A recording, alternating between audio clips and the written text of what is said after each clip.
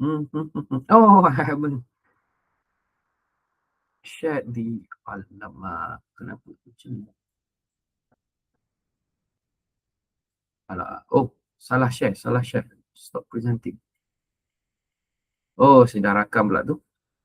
Sebentar ya. Mana tadi? Which slide?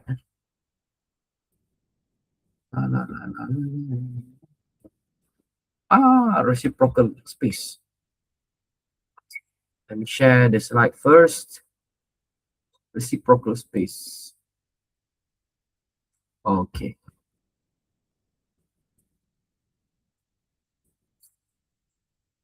So this is the transition.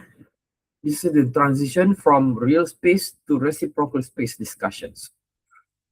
We now shift from real space to reciprocal space. Remember? So far, we have described crystals in terms of atomic positions in real space.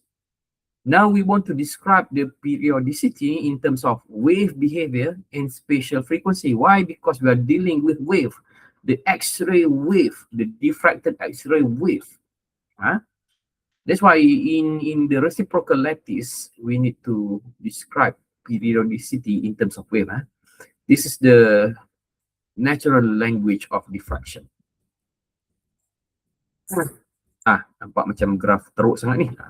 So, a periodic, let us see from the view of Fourier. A periodic function can be written as a sum of sine and cosine terms. Dia ada yang sine, ada yang cosine. So this is the idea of a Fourier series. For a periodic quantity, such as electron density, terms as nx, and x is a function of x, we can expand it into components with discrete wave vectors.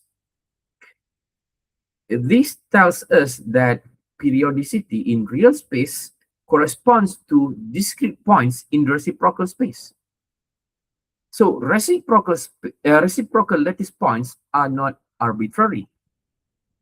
They emerge naturally from Fourier description of a periodic crystal, which means that Fourier analysis is the analysis that we need to be able to transform the diffracted wave, and we could manipulate to describe or to determine or to deduce how the atoms is positioned in the real space. We need the Fourier analysis to analyze the diffracted wave such that they could help us to imagine or to deduce how the atom looks like in real space. So this is why reciprocal space is so useful in diffraction theory. Macam mana lukis? Itu kita tak lukis sebenarnya. Graf ni akan sentiasa dilukiskan oleh the graph will be plotted by the software of the XRD machine. And you don't need to know how the Fourier expansion formula should be derived, because we need specific mathematical physics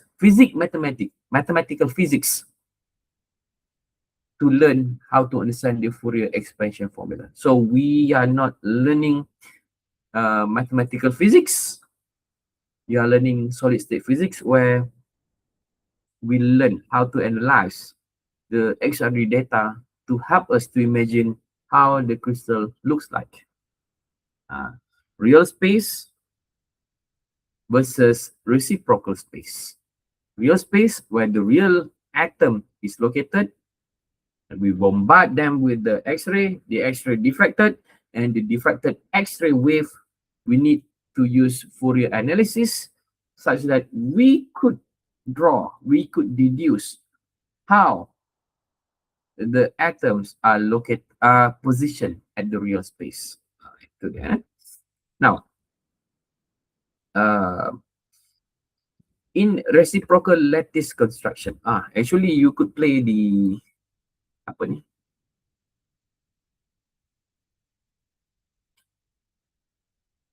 Ni kita ada animation kan. You could play the animation. Tengok dulu animation ni. Okey, nampak benda bergerak-gerak, ada benda besar. Masih tak faham lagi. Tak apa, tak faham lagi, tak apa. Kita ulang balik. Apa tu? What is that? What does it mean? Alright. So, this slide is very important. The reciprocal lattice vectors are defined by B1, B2, B3, so on so forth. Ada banyak lah.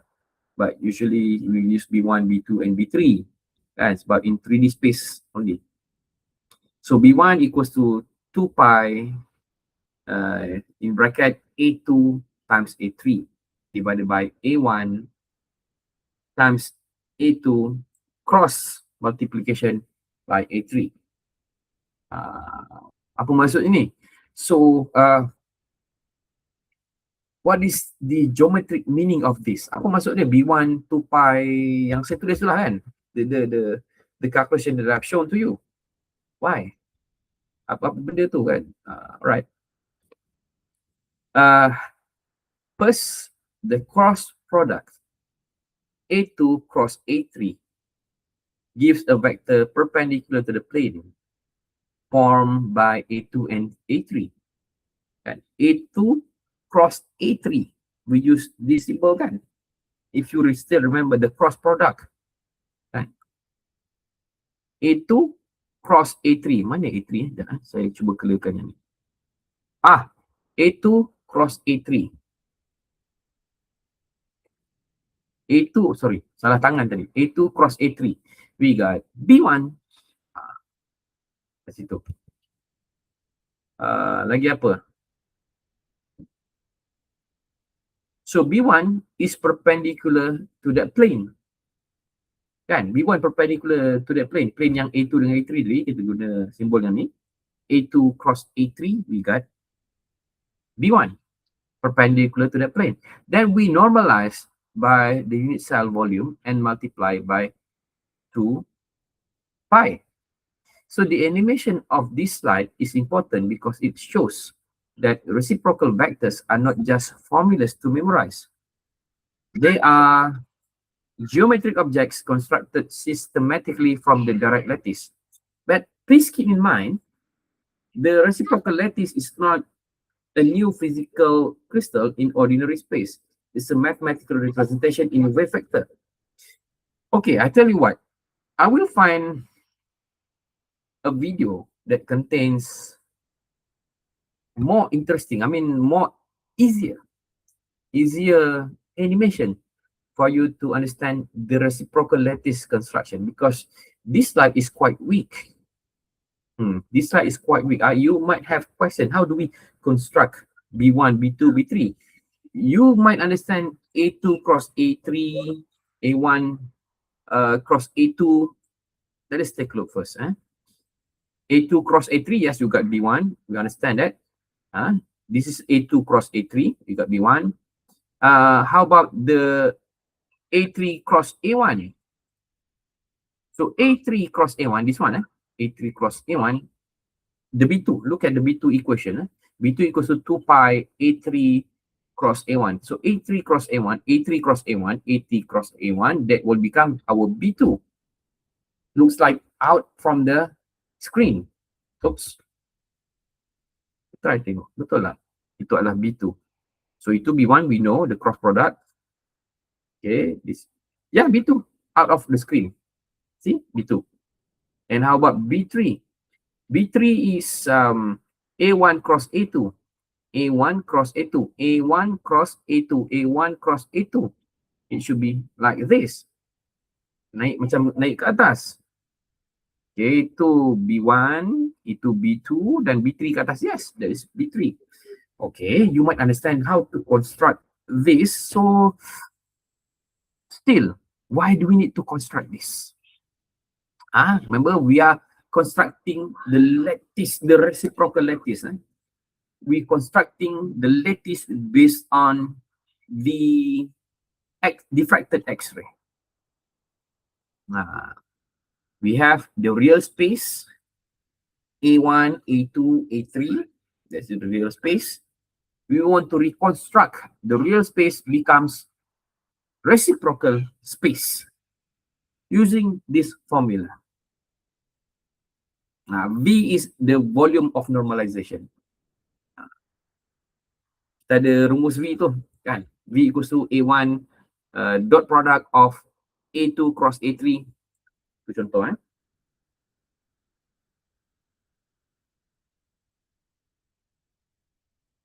Saya cuba carikan. I'll find a video, short video to show you how to construct these reciprocalities in an easier way. I try to find that. Anyway,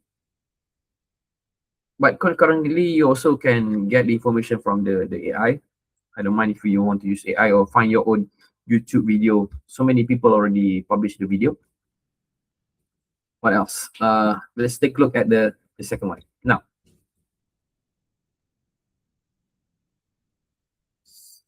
so now, whenever you have produce or construct the reciprocalities, if you could see from the previous slide, the cube which constructed by the A1, A2, A3 in real space, slightly different from the B1, B2, B3, the cube from B1, B2, B3 constructed in the reciprocal space. It is some sort like a skewed a little bit. And so you have in mind that the location of atoms or the arrangement of the real atom in real space will be a little bit different from the arrangement of atoms deduced or predicted in the reciprocal lattice. Will be a little bit different. We assume they will be a little bit different. Okay, why? Because we are dealing with wave in reciprocal lattice, and we are dealing with the real atom in real lattice. Itu perbezaan dia. So now we need to look at the Bragg plane construction. Sorry. In reciprocal space, a Bragg plane is constructed as the perpendicular bisector between the origin and a reciprocal lattice point. Well, physically, these planes represent diffraction boundaries in K space. So, what is K space? Try to find. Cari apa maksud K space. I will definitely ask you on Friday. So, what we previously described in real space using constructive interference can now be represented geometrically in reciprocal space. This is a powerful change in perspective.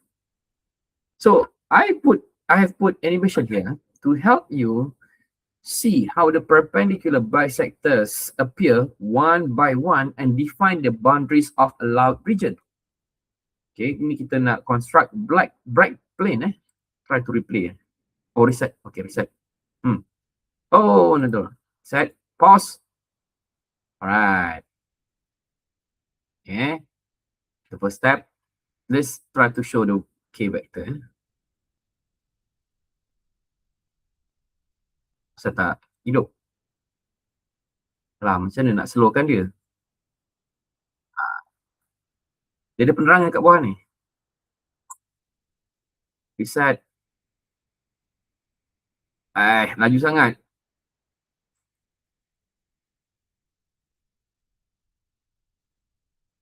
Okay. Plotting the reciprocal lattice point. Pick, for example, R. The coordinate is 0, 0. Okay, next. Okay. Connecting origin to the nearest neighbor. The nearest neighbor, the lattice point. And connect. Buat dash line. Macam yang weakness sites tadi tu. Lebih kurang sama. Macam the weakness sites, cells construction. Pick a point. Origin. Draw the dash line to the nearest neighbors.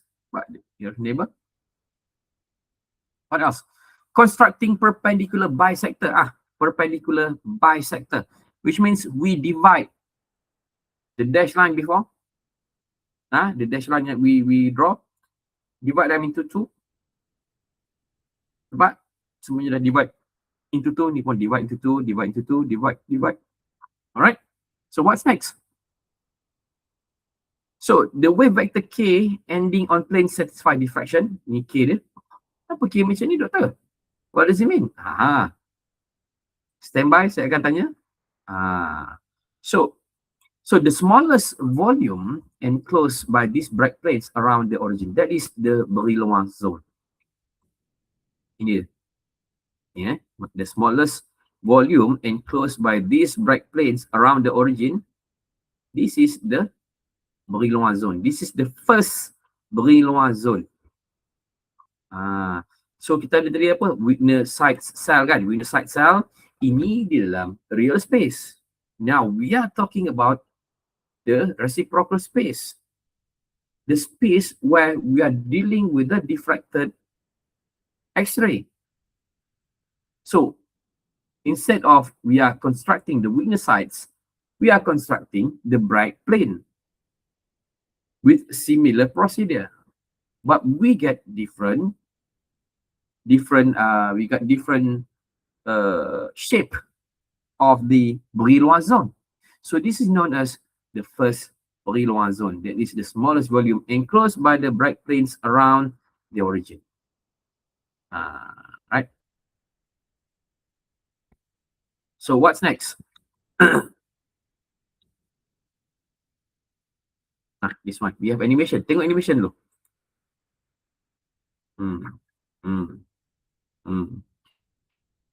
Brillouin zone juga. Still, we are talking about Brillouin zone. How about the real one? Ni kat real space. Real space, witness site cell. Ni saya terangkan balik ni. In real space, we are dealing with witness site cell. In reciprocal space, we are dealing with the first Brillouin zone. Real space dealing with the real atom in real system. Reciprocal space, we are dealing with the diffracted X-ray, and we reconstruct the X-ray in reciprocal space. So instead of dealing with witness site cell, we are dealing with the first Brillouin zone. Ni dia. Okay. Look at again the Brillouin zone. Okay. So again, ni ulangan.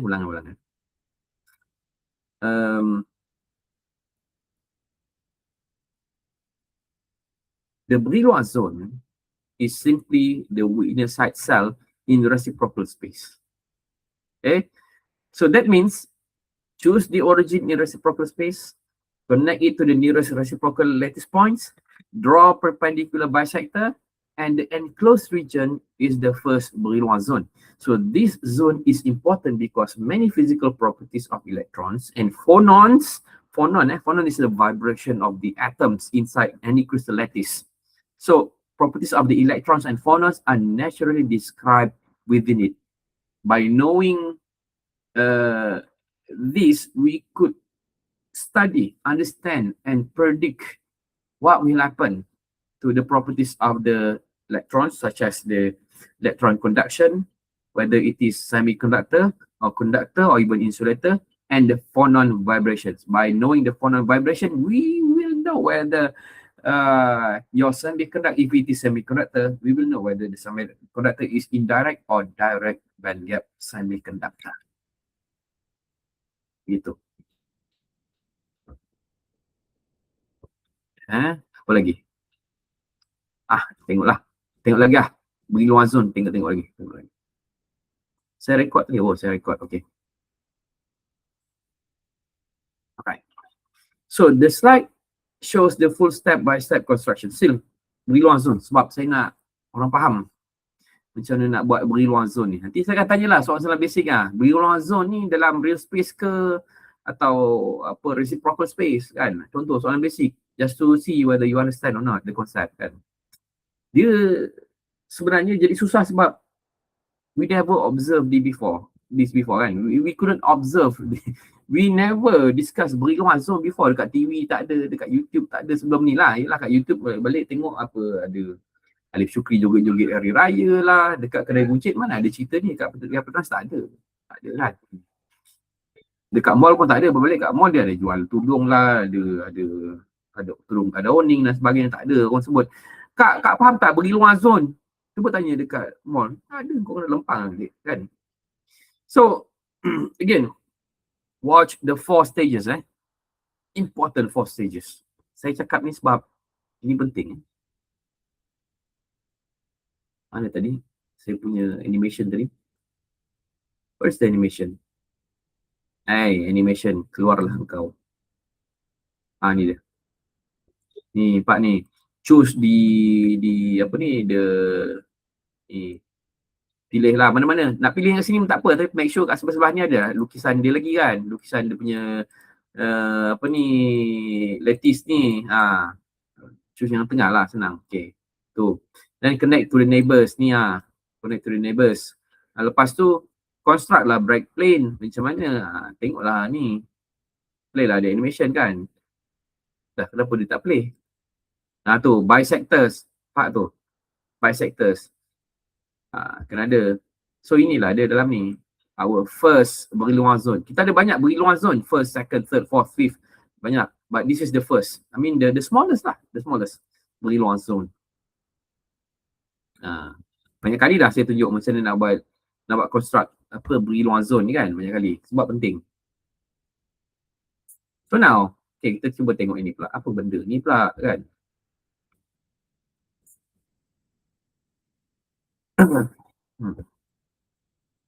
Now, for the simple cubic lattice, dekat real space, in the real space, if the atomic structure and the atoms are constructed in a simple cubic lattice, the arrangement is simple cubic, SC. Remember, we have 14 type of arrangement, and out of that 14 type of arrangement, we have 7 crystal structure. And if the arrangement in the real lattice, in the real space, is simple cubic, in total we have 1. Kan? 1. Sebab the simple cubic hanya atom is positioned at the corners of cubic. So we have 1/8 per corner, and we have 8 corners. So 1/8 times 8, we got 1. Okay, remember that? So in simple cubic lattice, in real space, in the reciprocal lattice, okay, atom 3, in the real space, bombarded by the X-rays, diffracted, and we use Fourier analysis, we constructed the not witness side cell, but we constructed the first Brillouin zone. So if in real space is simple cubic, whatever we reconstructed in the reciprocal space also will become simple cubic. Simple cubic, just like the name, is very simple. The real space is simple cubic, the reciprocal space will be simple cubic. Only simple cubic yang akan jadi macam tu. But other cubic, not as easy as that, because we expect there should be deviation from the real space in the reciprocal space, because we are dealing with the real atom in real, we are dealing with the wave of X-rays in reciprocal space. There will be deviations. So saya sebut dalam the previous slide saya tu. Yang mana tadi this one kan? We have shown to you kan, yang A1, A2, A3 yang tu dalam real space, B1, B2, B3 dalam reciprocal space. So the cubes deviated a little bit, skewed a little bit. Nampak?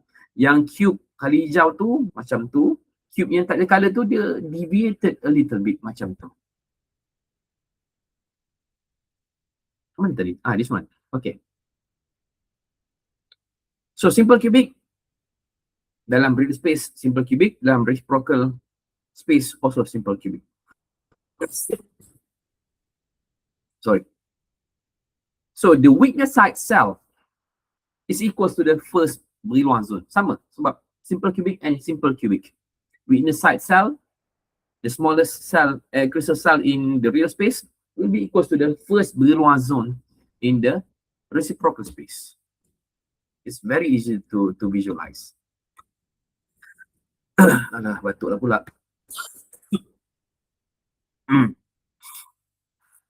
So this is the simplest case, and is often described as self-dual in form. Self-Dovre inform meaning itulah simple cubic in real, simple cubic in reciprocal space. If the direct lattice vector lies along the x direction with spacing A, then the reciprocal lattice vector lies in the corresponding reciprocal direction with magnitude proportional to 2 pi over A. Itu dalam reciprocal lattice, 2 pi over A. Lattice vector dalam real space, A di dalam reciprocal lattice biarlah 2 pi over A. So this makes simple cubic a very useful starting point before we study the body-centered cubic and face-centered cubic. Okay, we continue in next video.